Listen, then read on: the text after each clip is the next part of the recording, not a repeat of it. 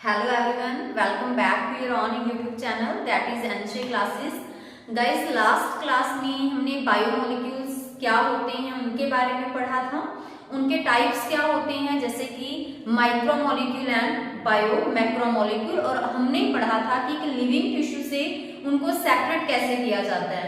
With the help of chemical analysis we can separate bio micromolecule and bio macromolecule. Guys, तो चलिए हम आज के टॉपिक डिस्कस करते हैं। देखिए, जो बायोमोलिक्यूल होता है हमने क्या देखा था, बायो मीन्स लिविंग, यानी कि लिविंग सेल के अंदर कोई भी कार्बन कंपाउंड्स हैं वो उसको हम क्या कहेंगे, बायोमोलिक्यूल। तो अभी देखिए, जो ये बायोमोलिक्यूल होते हैं ना, इनको हम क्या कह देते हैं, मेटाबोलाइट।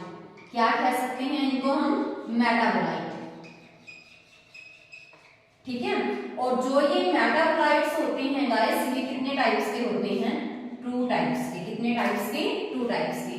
फर्स्ट है हमारे पास primary metabolite, primary metabolites, and second है हमारे पास सेकेंडरी मेटाबोलाइट्स।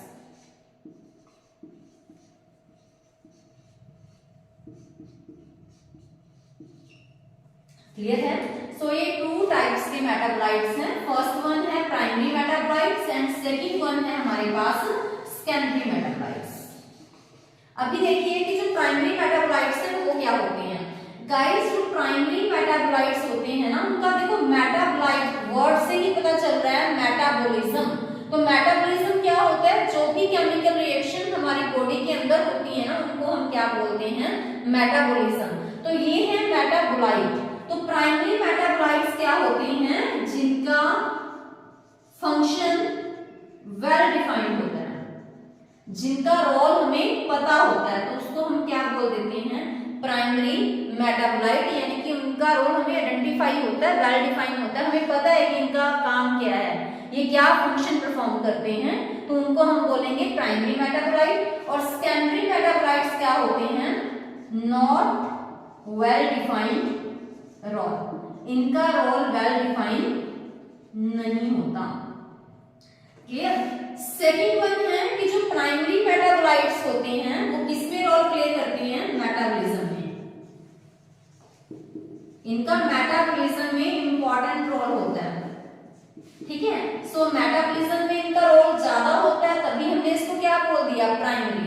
बट जो अपने पास सेकेंडरी मेटाबोलाइट्स हैं, इनकी इकोलॉजिकल इंपॉर्टेंस है।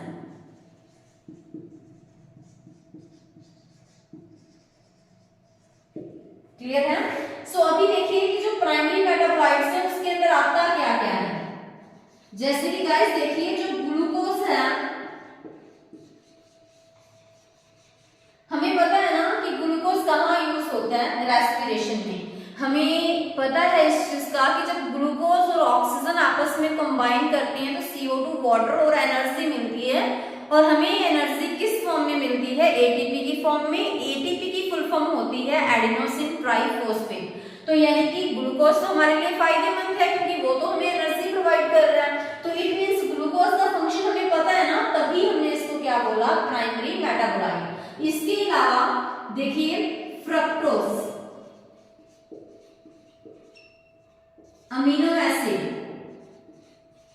तो ये सब किसके अंदर आते हैं, प्राइमरी मेटाबोलाइट में। अमीनो एसिड से गाइस आपने लास्ट लेक्चर में ये भी पढ़ा था ना कि जो अमीनो एसिड्स होते हैं वो मोनोमर होते हैं। क्लियर। और वो बायो माइक्रोमोलिक्यूल में आते हैं और अमीनो एसिड मिलके प्रोटीन्स बनाएंगे। Protein is a part of bio macromolecule. और अमीनो एसिड जब आपस में जुड़ते हैं, प्रोटीन बनाते हैं, तो किस बॉन्ड की हेल्प से वो कंबाइन करते हैं, with the help of peptide bond. Is it clear. After that देखिए सेकेंडरी मेटाबोलाइट्स। सेकेंडरी मेटाबोलाइट्स के अंदर क्या क्या एग्जांपल आते हैं वो चीज आप ध्यान दीजिएगा। कि सेकेंडरी मेटाबोलाइट्स के अंदर एग्जांपल नोट कीजिएगा। ड्रग्स, ये किसके एग्जांपल हैं, सेकेंडरी मेटाबोलाइट्स का। टॉक्सिन्स, ये किसका एग्जांपल है, सेकेंडरी मेटाबोलाइट्स का। इसके अलावा इसेंशियल ऑयल्स, ये किसका एग्जांपल है? सेकेंडरी मेटाबोलाइट्स का। अभी देखिए गाइस कि सेकेंडरी मेटाबोलाइट्स के बहुत सारे एग्जांपल हैं, ठीक है। अल्कालॉइड्स, पिगमेंट्स, पॉलीमेरिक यूनिट्स, तो ये सब किसके अंदर आएंगे? सेकेंडरी मेटाबोलाइट्स के अंदर। तो गाइस सेकेंडरी मेटाबोलाइट्स के एग्जांपल अभी आपको यहाँ पे रिप्रेजेंट किए गए हैं, वो सारे एग्जांपल्स आपको कॉन्सेप्चुअली याद करने हैं, क्योंकि एग्जाम के अंदर इनसे डायरेक्टली क्वेश्चन पूछे जाते हैं। Guys now our topic is difference between fresh weight, dry weight and ash weight. अभी हमें देखना है कि इनके अंदर डिफरेंस क्या होता है। क्लियर है? तो अभी देखिए कि फ्रेश वेट क्या होता है।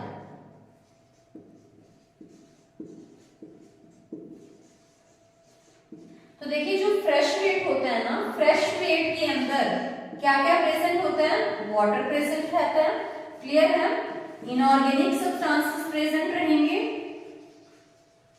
और ऑर्गेनिक सब्सटेंसेस प्रेजेंट रहते हैं, ठीक है। फ्रेश वेट में water, inorganic and organic substances तीनों प्रेजेंट रहते हैं। जैसे कि ये मैंने अगर लीफ लिया है तो इसके अंदर फ्रेश वेट में वाटर भी होगा, इनऑर्गेनिक भी सब्सटेंसेस भी होंगे और ऑर्गेनिक सब्सटेंसेस भी होंगे। नेक्स्ट वन है कि अगर मैंने इस फ्रेश वेट में से क्या रिमूव कर दिया? वाटर रिमूव कर दिया। अगर मैंने फ्रेश वेट में से क्या रिमूव कर दिया? वाटर, तो हमारे पास जो बचेगा वो क्या है? बताइए। Dry wait.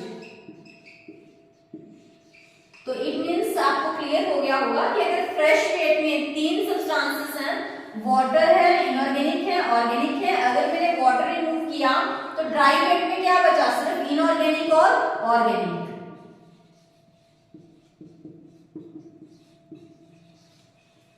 ठीक है? तो it means dry weight is equal to inorganic substances plus organic substances. Clear है? आफ्टर दैट देखिए कि अगर हमने इसके बाद कंबशन प्रोसेस करवाई, तो आपको पता है कंबशन प्रोसेस तो हमेशा किसकी प्रेजेंस में होती है? ऑक्सीजन की प्रेजेंस में। सो ऑर्गेनिक सब्सटेंसेस के अंदर क्या प्रेजेंट होते हैं? हमेशा कार्बन। तो यहां से आपको आइडिया लग जाना चाहिए कि कंबशन ऑक्सीजन की प्रेजेंस में होती है, ऑर्गेनिक सब्सटेंसेस में कार्बन होता है। तो कार्बन ऑक्सीजन के साथ ऑक्सीडाइज हो जाएगा और क्या बना देगा? Carbon dioxide. तो इट मींस जैसे ही मैंने कंबशन प्रोसेस की तो जो कार्बन है वो तो किसमें चेंज हो गया? CO2 में। और CO2 किसके अंदर आएगा? Inorganic substance. तो इट मींस अगर हम ड्राई वेट की कंबशन प्रोसेस करवा दें तो जो पीछे हमारे पास बचेगा वो क्या है? ऐश वेट। तो यानी कि ऐश वेट के अंदर क्या प्रेजेंट होगा? Only and only inorganic substances.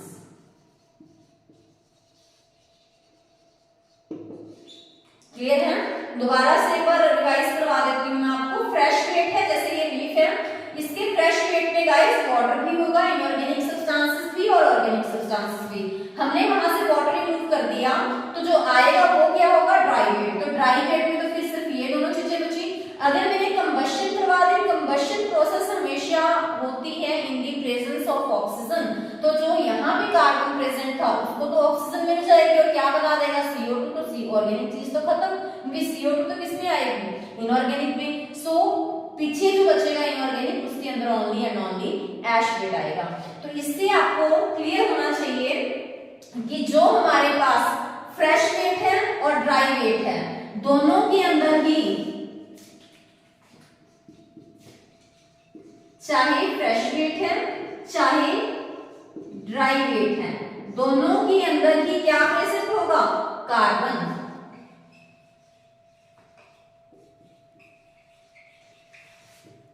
क्योंकि यहां पे भी ऑर्गेनिक है और यहां पे भी ऑर्गेनिक है, तो इट मींस कार्बन तो होगा ही। बट ऐश वेट के अंदर कार्बन प्रेजेंट नहीं होगा।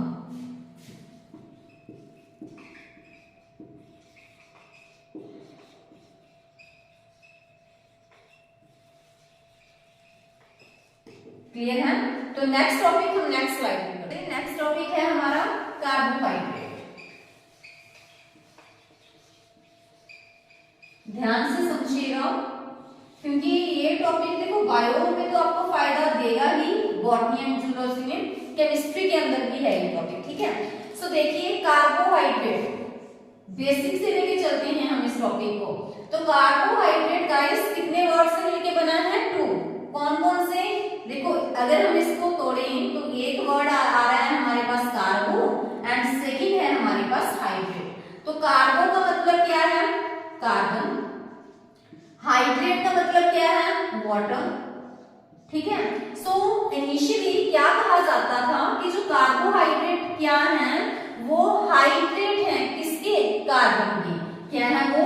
हाइड्रेट्स हैं, किसके? कार्बन के। तो यानी कि कार्बन के हाइड्रेट का मतलब क्या है? देखिए कार्बन यानी कि जितने कार्बन होंगे, हाइड्रेट का मतलब तो वाटर होता है, क्लियर है? सो इट मींस जितने कार्बन होंगे उतने ही अगर वाटर मॉलिक्यूल हैं तो ये कहा जाता था कि वो क्या होंगे? कार्बोहाइड्रेट होंगे। तो इट मींस जितने कार्बन उतने वाटर, तो यानी कि जनरल फॉर्मूला ये बनेगा, ठीक है? जितने कार्बन होंगे यानी कि अगर कार्बन का नंबर n है तो वाटर का नंबर भी क्या होगा? n होगा। ये माना जाता था पहले, बट बाद में ये फेल हो गया। कैसे, उसको हम डिस्कस करते हैं। देखिए अभी हमारे पास एक कार्बोहाइड्रेट है गाइस, दैट इज ग्लूकोज। तो ग्लूकोज का फॉर्मूला आप सभी को पता ही है ना? क्या फॉर्मूला होगा इसका? C6H12O6, क्लियर है? तो अभी देखिए अगर मैं यहाँ पे बनाऊं C6H2O6, तो देखिए कार्बन 6 बन गए यहाँ पे, H2O कितने हैं इन टोटल? 6 हैं। तो इससे हमें क्या पता चला? देखो हाइड्रोजन कितने हो गए? 6 2 12, O कितने हो गए? 6। तो मींस यही फॉर्मूला बन रहा है ना, ये तो हाइड्रेट बन रहा है कार्बन का, क्योंकि जितने कार्बन हैं उतने ही वाटर मॉलिक्यूल हैं। अगर मैं बात करूं फ्रक्टोज की, तो फ्रक्टोज के अंदर भी क्या होता है? फ्रक्टोज के अंदर भी सेम कॉन्सेप्ट ही है कि मॉलिक्यूलर फॉर्मूला तो उसका भी सेम है, C6H12O6। तो वहां पे भी क्या होगा? जितने कार्बन हैं उतने ही वाटर मॉलिक्यूल हैं। सो वही तो मैंने बोला था ना कि जितना नंबर यहाँ पे है उतना ही वाटर का होना चाहिए। तो यही हम यहाँ पे देख पा रहे हैं कि जितने कार्बन है उतने ही वाटर मॉलिक्यूल हैं। तो इसी वजह से ये बोल दिया गया है इनिशियली कि जो कार्बोहाइड्रेट है वो हाइड्रेट्स है कार्बन के, क्लियर है? अभी देखिए बट ये कॉन्सेप्ट ना कुछ टाइम तक चला जब इनिशियली देखा गया, तो कुछ टाइम बाद ये फेल हो गया। रीजन क्या था इसके फेल होने का? ये देखिए रीजन क्या था इस कॉन्सेप्ट के फेल होने का कि कार्बोहाइड्रेट को हाइड्रेट्स ऑफ कार्बन वाले जो डेफिनेशन है वो कैंसिल ही कर दी। क्या रीजन है उसका? क्योंकि ये कहा गया कि जो सुक्रोज है, सुक्रोज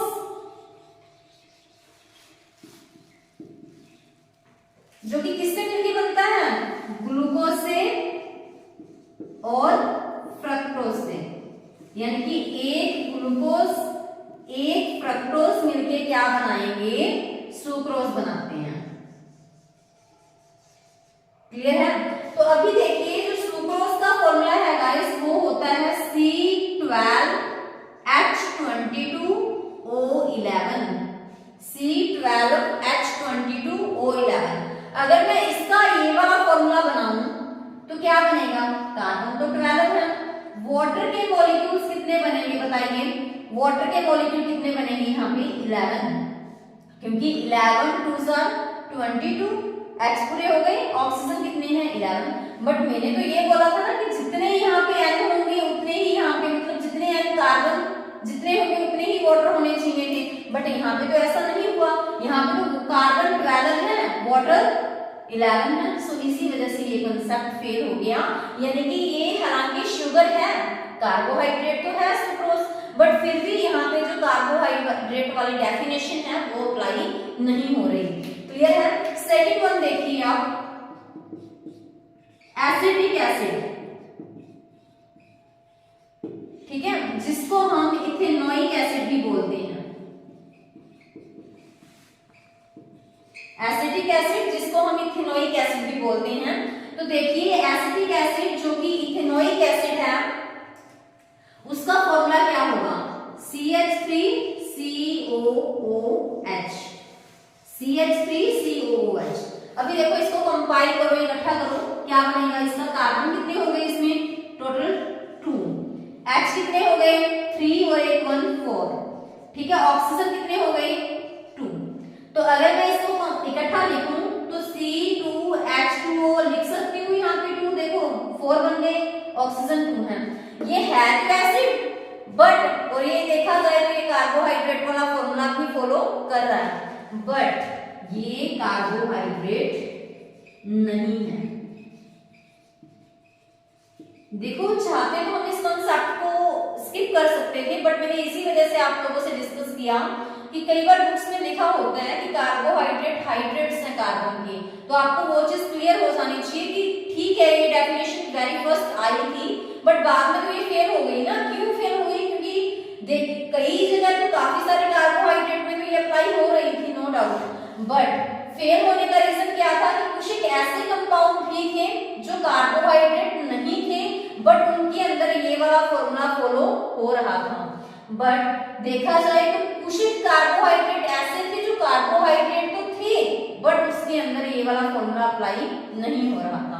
क्लियर है, तो ये आप नोट कर लीजिए। फिर नेक्स्ट चलिए गाइस हम नेक्स्ट टॉपिक करते हैं कार्बोहाइड्रेट, क्योंकि जो लास्ट डेफिनेशन हमने की थी कार्बोहाइड्रेट की वो तो फेल ही हो गई थी ना, तो अभी फिर हमें पता तो होनी चाहिए कि जो न्यू डेफिनेशन है वो क्या कहती है, कार्बोहाइड्रेट्स क्या होते हैं। तो देखिए कार्बोहाइड्रेट क्या होते हैं, पॉली हाइड्रोक्सी एल्डिहाइड या फिर पॉली हाइड्रोक्सी कीटोन, यानी कि जो कार्बोहाइड्रेट होते हैं उनके अंदर बहुत, पॉली मींस क्या होगा मैनी ना, तो इट मींस उनके अंदर बहुत सारे कौन से ग्रुप होंगे, हाइड्रोक्सी ग्रुप। हाइड्रोक्सी ग्रुप हम किस ग्रुप को बोल देते हैं, अल्कोहल ग्रुप को, ठीक है। तो इट मींस इसके अंदर बहुत सारे OH ग्रुप होंगे, अल्कोहलिक ग्रुप होंगे। और कौन सा ग्रुप प्रेजेंट रहेगा यहाँ पे, एल्डिहाइड ग्रुप यानी कि CH ग्रुप।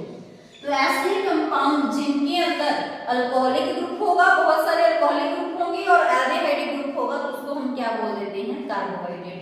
सिर्फ इतना ही नहीं, जिसके अंदर बहुत सारे अल्कोहलिक ग्रुप तो होंगे ही होंगे बट कीटोन ग्रुप भी हो सकता है, ठीक है, तो उसको भी हम क्या बोल देते हैं, कार्बोहाइड्रेट। तो इट मींस कार्बोहाइड्रेट के अंदर गाइस पॉलीहाइड्रोक्सी एल्डिहाइड या फिर पॉलीहाइड्रोक्सी कीटोन, उनको हम क्या बोलेंगे, कार्बोहाइड्रेट बोलेंगे। क्लियर, तो चलिए हम स्ट्रक्चर देखते हैं एक बार एक कार्बोहाइड्रेट का, सो दैट आपको क्लियर हो जाए। क्योंकि वैसे तो देखो आगे हम डिटेल में करने वाले हैं इनके बारे में भी कि क्या इनके बेसिकली स्ट्रक्चर है, क्योंकि केमिस्ट्री के अंदर तो एक बहुत ज्यादा डिटेल में है कि अगर हम सुक्रोज बना रहे हैं तो उसका स्ट्रक्चर कैसे बनेगा, ठीक है। तो एक बार आपको समझ आ जाए तो मैं आपको ग्लूकोज का स्ट्रक्चर करवा रही हूँ। तो देखो ग्लूकोज की अगर हम बात करें तो मॉलिक्यूलर फॉर्मूला क्या देखा था हमने, C6H12O6। तो इट मींस यहाँ पे 6 कार्बन होंगे, तो 6 कार्बन मैंने ऐसे ले लिए 4 5 6, ठीक है। तो इसके अंदर एल्डिहाइड ग्रुप तो होगा, मैंने आपको ये बोला है कि OH ग्रुप तो होगा ही होगा, या तो एल्डिहाइड ग्रुप होंगे उसके अंदर या फिर कीटोनिक ग्रुप होगा, ठीक है। OH तो दोनों में ही है। सो यहाँ पे ग्लूकोज के अंदर कौन सा ग्रुप प्रेजेंट होता है, एल्डिहाइड ग्रुप, ठीक है। और बाकी क्या कौन से ग्रुप प्रेजेंट होंगे यहाँ पे, OH ग्रुप। तो देखिए एक कार्बन में मैक्सिमम 4 बॉन्ड हो सकते हैं, 1 2 3 4 1 2 3 4, तो हर एक कार्बन के 4 बॉन्ड कंप्लीट कर दीजिए, ठीक है। और आपको इजीएस्ट स्ट्रक्चर बनाना है ना, तो सेकंड कार्बन पे OH राइट साइड दिखाना है, थर्ड पे लेफ्ट साइड, और यहाँ पे आप राइट साइड दिखाओगे और बाकी आप H पूरे कर दीजिए। तो ये किसका स्ट्रक्चर बन गया हमारे पास, ग्लूकोज का। तो आप देख सकते हो कि यहाँ पे एल्डिहाइड ग्रुप है ना, है, ठीक है। और बाकी यहाँ पे देखो डेफिनेशन का तो ये फॉलो होनी चाहिए या फिर वो, तो इसके अंदर देखिए OH ग्रुप बहुत सारे हैं ना, देखिए तभी हमने इसको क्या बोल दिया, पॉलीहाइड्रोक्सी एल्डिहाइड या फिर पॉलीहाइड्रोक्सी कीटोन। तो आई थिंक आपको जो न्यू डेफिनेशन के अकॉर्डिंग कार्बोहाइड्रेट होते क्या हैं वो पता लग गया होगा। फ्रक्टोज में डिफरेंस कहाँ आएगा, जो अगर ग्लूकोज की बात करें तो उसके अंदर पॉलीहाइड्रोक्सी एल्डिहाइड है, बट अगर हम फ्रक्टोज की बात करें तो गाइस फ्रक्टोज के अंदर क्या होगा,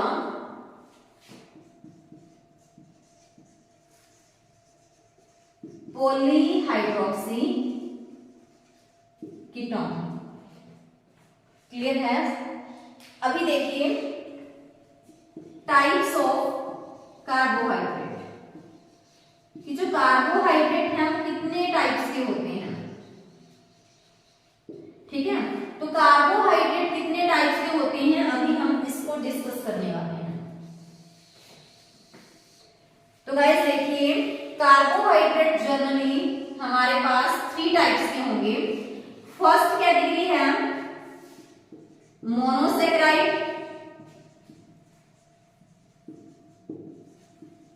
ठीक है। सेकंड कैटेगरी है ओलिगोसेकेराइड,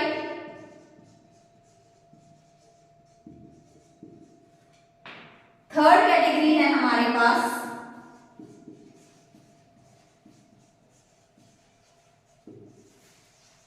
पॉलीसेकेराइड। तो 3 टाइप के कार्बोहाइड्रेट हैं, ठीक है, मोनोसेकेराइड, ओलिगोसेकेराइड और थर्ड वन है हमारे पास पॉलीसेकेराइड।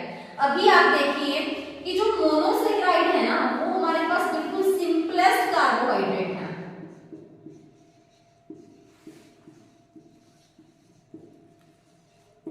मींस सबसे छोटी यूनिट अगर हम बोलें तो वो क्या है, मोनोसेकेराइड है। ठीक है, ये मोनोसेकेराइड ही आपस में जुड़के पॉलीसेकेराइड बनाएंगे। और लास्ट वीडियो में ये हमने पढ़ा भी था कि मोनोसेकेराइड है वो बायो माइक्रोमोलिक्यूल हैं जो कि आपस में कंबाइन होते हैं with the help of glycosidic bond और वो पॉलीसेकेराइड बनाते हैं। और तभी मैंने आपको लास्ट वीडियो में बोला था कि आप बॉन्ड ध्यान से नोट कीजिएगा, आगे चैप्टर में हमें काफी जगह हेल्प करने वाले हैं। सो मोनोसेकेराइड सबसे छोटी यूनिट है, ठीक है। तो मोनो का मतलब ही क्या है, सिंगल, यानी कि सिंगल है, ये सबसे छोटी यूनिट है ये, तो इसी वजह से हम इसको क्या बोल देते हैं, मोनोसेकेराइड। तो अभी देखिए ओलिगोसेकेराइड क्या होते हैं, जब 2 से 10 मोनोसेकेराइड यूनिट, 2 से 10 मोनोसेकेराइड यूनिट आपस में जुड़ती हैं तो वो क्या बनाते हैं, ओलिगोसेकेराइड। ठीक है, अगर मोनोसेकेराइड की एक यूनिट है वो तो मोनोसेकेराइड ही होंगी ना, तो अगर मोनोसेकेराइड की 2 यूनिट जुड़ती हैं एटलीस्ट तो वो क्या बनाएंगे, ओलिगोसेकेराइड। तो ऐसे मोनोसेकेराइड की 10 यूनिट्स अगर जुड़ती हैं तो वो ओलिगोसेकेराइड की कैटेगरी में आएंगे। बट अगर मोर देन 10 मोनोसेकेराइड यूनिट आपस में कंबाइन होती हैं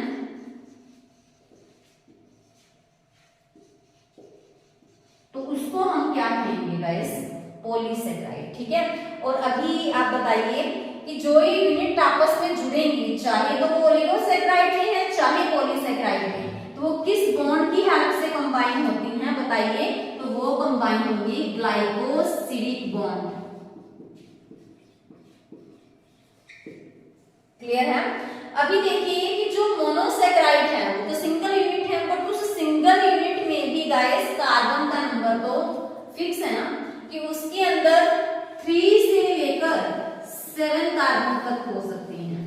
उस एक सिंगल यूनिट के अंदर हमारे पास 3 से लेकर 7 कार्बन तक हो सकते हैं। अगर वहां पर 3 कार्बन है या 4 कार्बन है, 5 भी हो सकते हैं, 6 कार्बन भी हो सकते हैं, 7 कार्बन भी हो सकते हैं। क्लियर है। तो अगर वहां पर 3 कार्बन है तो उसको हम क्या बोलेंगे, ट्रायोज। अगर 4 कार्बन है तो उसको हम क्या बोलेंगे, टेट्रोज। ठीक है, ये हम बात कर रहे हैं सिर्फ और सिर्फ मोनोसेकेराइड यूनिट की। ओलिगोसेकेराइड और पॉलीसेकेराइड हम नेक्स्ट स्लाइड में करेंगे। तो देखिए मोनोसेकेराइड में एक ही यूनिट होगी बस, बट उस एक यूनिट के अंदर के जो नंबर ऑफ कार्बन फिक्स होंगे ना वो 3 होंगे तो उसको बोल देते हैं ट्रायोज। अभी देखिए 4 होंगे तो टेट्रोज, 5 होंगे तो क्या बोलेंगे उसको, पेंटोज। ठीक है। अगर 6 होंगे तो हम वर्ड यूज करेंगे हेक्सोस, और अगर 7 होंगे तो उसको बोलेंगे हेप्टोस। तो देखिए अभी ना आपने एक चीज नोट की होगी कि सभी के अंदर पीछे क्या आ रहा है, ओस। तो इसका मतलब है कि कहीं ना कहीं, तो अगर देखो यहाँ पे ग्लूकोज के अंदर भी ओस है ना, फ्रक्टोज में भी ओस है, तो यानी कि कहीं ना कहीं हम कह सकते हैं कि अगर किसी के पीछे ओस आता है तो आइडिया हो गया ना आपको, अगर कहीं पे भी ओस लिखा आए तो वो क्या होगा, वो कार्बोहाइड्रेट होते हैं। ठीक है, अगर किसके पीछे एस लिखा है, ASC, तो वो किसके पीछे आता है, एंजाइम्स के लिए यूज होता है। ठीक है, तो अभी देखिए ट्रायोस, टेट्रोस, पेंटोस, ये सब किसके अंदर आएंगे, मोनोसेक्राइड के। तो हेक्सोस सबसे ज्यादा हम कह सकते हैं कि जो डिमांडेड है वो हेक्सोस है, क्योंकि इसके अंदर जैसे ग्लूकोज हम पढ़ते हैं वो भी किसका एग्जांपल है, हेक्सोस का। फ्रक्टोज हम पढ़ते हैं वो किसका एग्जांपल है, वो भी इसी का है। ग्लैक्टोज भी इसी का एग्जांपल है। ठीक है, और इनके अंदर कितने कार्बन है, देखिए 6 कार्बन है ना, तभी तो मैंने बोला है कि अगर किसी के अंदर किसी भी मोनोसेक्राइड यूनिट में 6 कार्बन है तो वो किसकी कैटेगरीज के अंदर आते हैं, हेक्सोस। तो चलिए नेक्स्ट जो ओलिगोसेक्राइड और पॉलीसेक्राइड हम नेक्स्ट स्लाइड में करेंगे। तो चलिए जो पेंडिंग टॉपिक्स थे हमारे ओलिगोसेक्राइड एंड पॉलीसेक्राइड, उनको करते हैं हम कंप्लीट।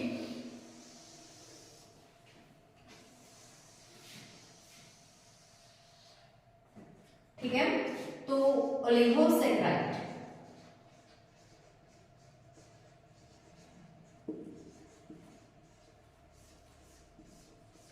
तो क्या किया अभी तक हमने ओलिगोसेक्राइड में कि अगर किसी भी कार्बोहाइड्रेट के अंदर 2 से 10, गाइस 2 से 10 मोनोसेक्राइड की यूनिट कंबाइन होती हैं,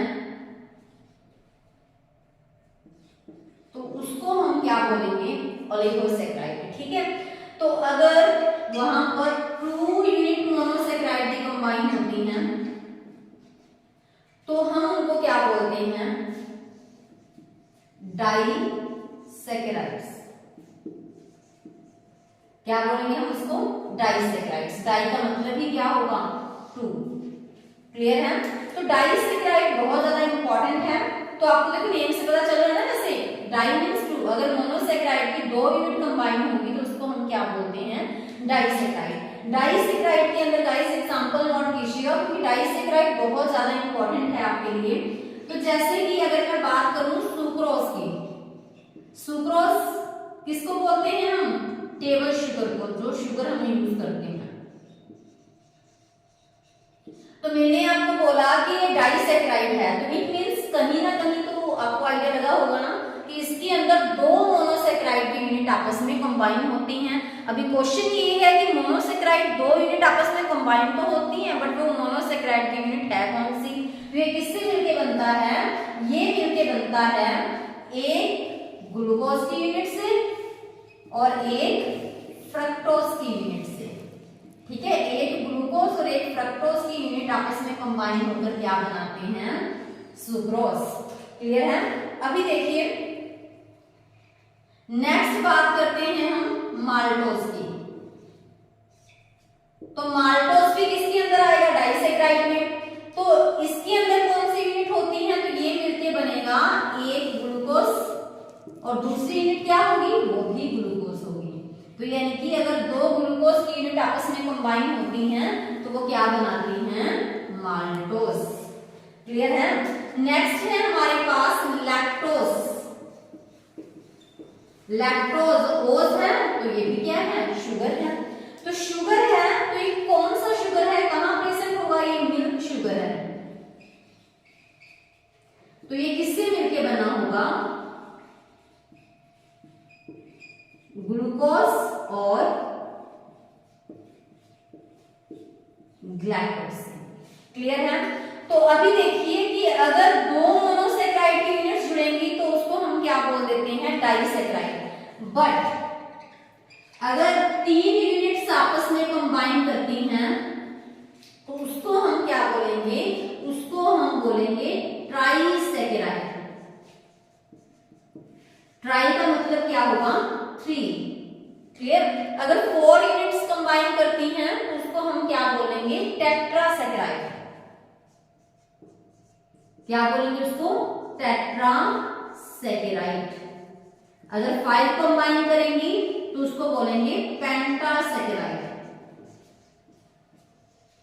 ठीक है, तो इस तरह से आप कर सकते हो। ये था ओलिगोसैकेराइड के बारे में। क्लियर है। एक एग्जांपल गाइस आप और नोट कीजिएगा क्योंकि ये तो इंपॉर्टेंट है ही। ट्राइसैकेराइड में एक और एग्जांपल है जो काफी ज्यादा पूछा जा रहा है, तो वो है हमारे पास ट्राइसैकेराइड। ठीक है, जो इंपॉर्टेंट है एग्जामिनेशन पॉइंट ऑफ व्यू से, एटलीस्ट हम उनके एग्जांपल तो करेंगे ही करेंगे। ट्राइसैकेराइड में एग्जांपल करते हैं हम रैफिनोज का। तो रैफिनोज क्या है, ट्राइसैकेराइड। तो इट मींस इसके अंदर 3 यूनिट्स होंगी। कौन कौन सी, एक ग्लूकोज की यूनिट, एक फ्रक्टोज की यूनिट और एक यूनिट हमारे पास होगी गाइस यहाँ पे ग्लैक्टोज। क्लियर है। तो 3 यूनिट कंबाइन हुए हैं तो इसको हम क्या बोल देंगे, ट्राइसैकेराइड। आफ्टर दैट नेक्स्ट टॉपिक है हमारा पॉलीसैकेराइड। तो पॉलीसैकेराइड जिसके अंदर बहुत सारी मोनोसैकेराइड यूनिट्स होती हैं, मोर देन 10, तो उसको हम बोलते हैं पॉलीसैकेराइड। और पॉलीसैकेराइड आपस में कंबाइन होते हैं, जो मोनोसैकेराइड यूनिट है वो आपस में कंबाइन होगी ग्लाइकोसिडिक बॉन्ड की हेल्प से, तो वो पॉलीसैकेराइड बनाते हैं। तो पॉलीसैकेराइड का एग्जांपल क्या है हमारे पास, सेलुलोज। ठीक है, सेलुलोज कहां प्रेजेंट होता है बताइए, सेलुलोज प्रेजेंट होगा प्लांट की सेल वॉल के अंदर। देखो जो cell the unit of life है उस चैप्टर में भी आपको काफी ज्यादा मतलब हेल्प मिलेगी क्योंकि बेसिक्स तो देखो हर जगह ही है इनके। तो वहां आप पढ़ोगे कि जो सेल वॉल है प्लांट के अंदर वो किससे मिलके बनती है, वो मिलके बनती है सेलुलोज से। ठीक है, वो सेलुलोज से मिलके बनती है। तो अभी देखिए नेक्स्ट है स्टार्च। स्टार्च देखो आपको पता है जो प्लांट्स हैं वो फोटोसिंथेसिस परफॉर्म करते हैं। ठीक है, CO2 plus water in the presence of sunlight and chlorophyll, वो अपना फूड बनाते हैं। फूड क्या बनाते हैं, वो ग्लूकोज। ठीक है, बट अगर प्लांट्स में देखो खाना ज्यादा बच जाता है ना तो वो उसको स्टोर करते हैं किसके अंदर, लीफ के अंदर। किसकी फॉर्म में, स्टार्च की फॉर्म में। तो इट मीन्स जो स्टार्च है वो क्या है, स्टोरेज है। मीन्स वो किसका काम कर रहा है, स्टोरेज का। तो पॉलीसैकेराइड है वो वहां पे स्टोरेज का भी काम करते हैं क्योंकि प्लांट हैं वो फूड को स्टोर करते हैं। किस फॉर्म में स्टोर करते हैं, स्टार्च की फॉर्म में। कौन, प्लांट्स। तो प्लांट्स क्या करेंगे, फूड को स्टोर करते हैं स्टार्च की फॉर्म में क्योंकि खाना एक्स्ट्रा बन जाए तो वो भी सेफ्टी के लिए रख लेते हैं स्टोर करके। किस फॉर्म में, स्टार्च की फॉर्म में। तो स्टार्च भी क्या है, एक पॉलीसैकेराइड है। आफ्टर दैट आप नोट कीजिए काइटिन। देखिए जो फंगस होती है ना, फंगस के अंदर भी सेल वॉल होती है। तो फंगस की सेल वॉल किससे मिलके बनती है, काइटिन से। ठीक है, वो काइटिन की बनी होती है। प्लांट की सेल वॉल जैसा कि अभी मैंने डिस्कस किया वो किससे बनती है, सेलुलोज से। तो नोट कीजिए कि जो फंगस है, फंगल सेल वॉल किसकी बनती है, काइटिन। आफ्टर दैट देखिए ग्लाइकोजन।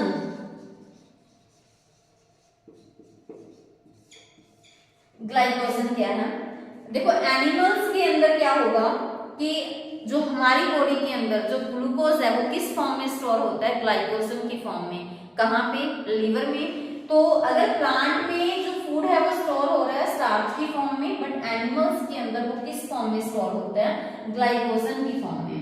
तो अगर हम बात करें एनिमल्स की तो वो किस फॉर्म में स्टोर होगा, ग्लाइकोजन की फॉर्म में। ठीक है, तो गाइस आई थिंक आपको ओलिगोसैकेराइड, पॉलीसैकेराइड, मोनोसैकेराइड जो टाइप्स ऑफ कार्बोहाइड्रेट्स हमने पढ़े, फ्रेश वेट, ड्राई वेट, एश वेट, मेटाबोलाइट्स, इनके बारे में पढ़ा, आपको अच्छे से समझ आया होगा।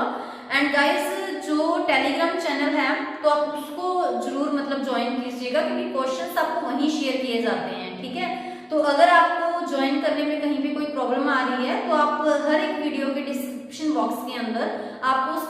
प्रोवाइड किया गया है, तो आप वहां से ज्वाइन कर सकते हो। ठीक है, और अपने फ्रेंड्स के साथ वीडियोस को शेयर करना मत भूलें, जरूर आप उनके साथ शेयर कीजिएगा, सो दैट बाकी बच्चों की भी हेल्प हो सके।